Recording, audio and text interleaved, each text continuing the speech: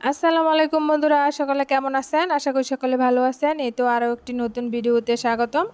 দেখতে থাকুন, আশা করি ভালো লাগবে। তো দেখেন, সকালবেলা এই যে কবুতর ছেড়ে দিয়েছি।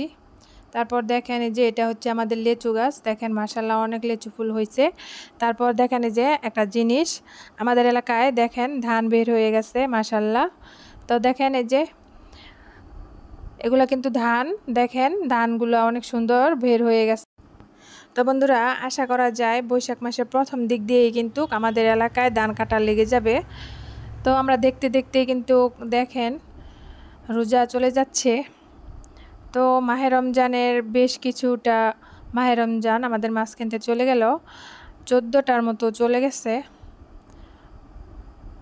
তো দেখেন এই যে বিকালবেলা আমি একটু খেতে গিয়েছিলাম।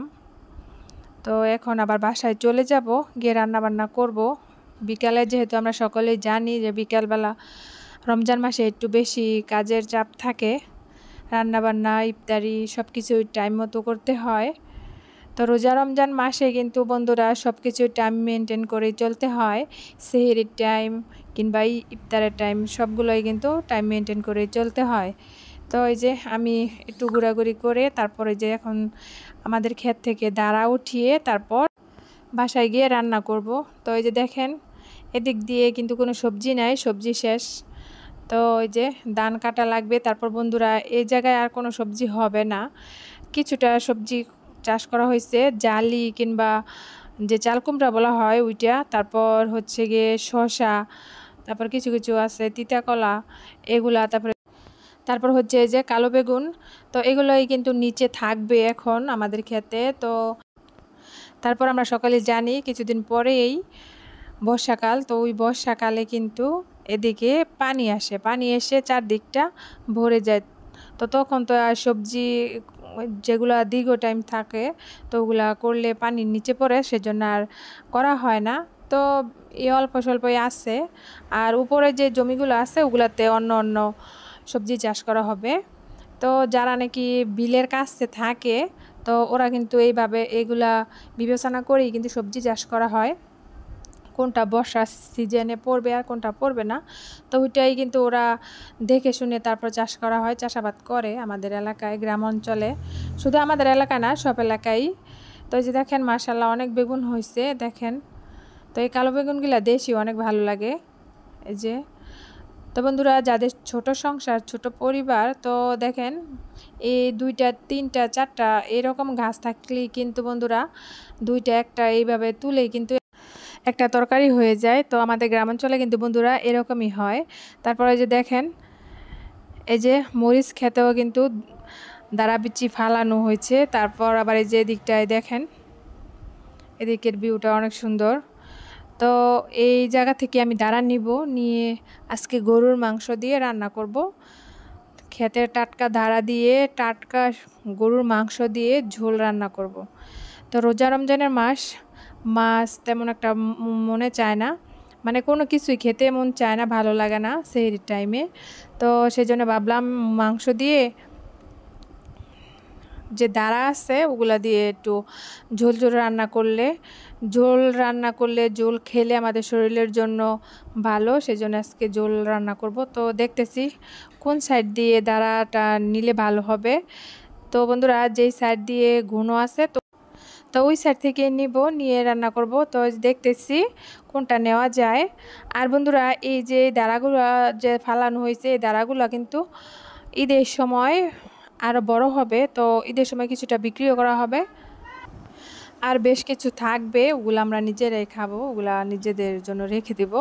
তো বন্ধুরা, এই দাঁড়াগুলা মাংস দিয়ে কিংবা নিরামিষ রান্না করলেও ভালো লাগে। তো এগুলো বিশেষ করে মাংস দিয়ে রান্না করা হয়, এগুলা অনেক বড় বড় হয়, এগুলা নাকি মাংসের ধারা আমাদের এলাকায় মুরব্বীরা বলে। তো দেখেন, আর বিশেষ কথা হচ্ছে এগুলা হচ্ছে আমাদের এলাকায় এগুলা দিয়ে ছোট ছোট করে টুকরা করে তারপর কাঁঠাল বিচি আছে, কাঁঠাল বিচি দিয়ে নিরামিষ রান্না করলে কিংবা শুটকি দিয়ে রান্না করলে অনেক ভালো লাগে। তো আজকে দেখি মাংস রান্না করব। তো আমি বেশি মাংস, সেহরির টাইমে মাংস তারপর হচ্ছে মাছ এগুলা খেতে পারি না। আমার কাছে সেহরির টাইমে ভর্তা কিংবা নিরামিষ ওগুলা হলে ভালো লাগে। তো দেখি কিছু কেটে দেখব যে কেমন হয়। তারপর আমার নিজের জন্য অল্প করে নিরামিষও রান্না করব। তো দেখেন এই যে এ কয়টায় নিয়েছি। তো আমরা হচ্ছি ৩ জন, আমার ২ ছেলে আমি। তো ছেলে বলতে আমার ছোট ছেলে এগুলা খায় না, শুধু দুধ দিয়ে আর মাংস দিয়ে অল্প করে ভাত খায়। আর বড় ছেলেও এইরকমই খায়। তো এই যে দেখেন এই যে গরুর মাংস টাটকা কিনে এনেছি, অল্প করে কিনে এনেছি আর কিছুটা ফ্রিজে রেখে দিয়েছি। আজকে এগুলো রান্না করব। এই যে দাঁড়া দেখেন আমি এই যে এতটুকু কেটে নিয়েছি। এখন এই যে রান্না বসাবো। তো আজকে মাটির চুলায় রান্নাটা করব। মাটির চুলায় রান্না করলে তরকারি মজা হয়। তো এই যে মাটির চুলায় রান্না বসিয়ে দিয়েছি, এখন মশলা কষাচ্ছি। এই যে এখন দিয়ে দিব মাংস, তারপর নেড়ে চেড়ে কষিয়ে তারপর দিয়ে দিব এর মধ্যে ধারা। তারপরে যে দেখেন কষানো হলে তারপর এটাতে ধারা দিয়ে দিব। এই যে দেখেন এ পর্যায়ে কষানো শেষ। তাও এখন আমি যে ধারাগুলো দিয়ে দিচ্ছি, অল্প করেই রান্না করতেছি।